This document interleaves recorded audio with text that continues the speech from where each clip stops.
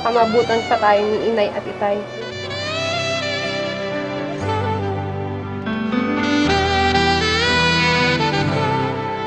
Gusto sana ako iwan.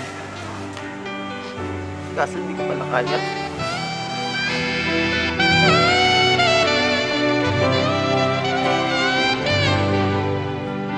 Sinira ang tiwala ko sa'yo!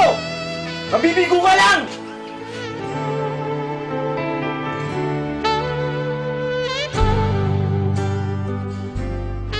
Bakit kailangan ko sabihin sa kanila?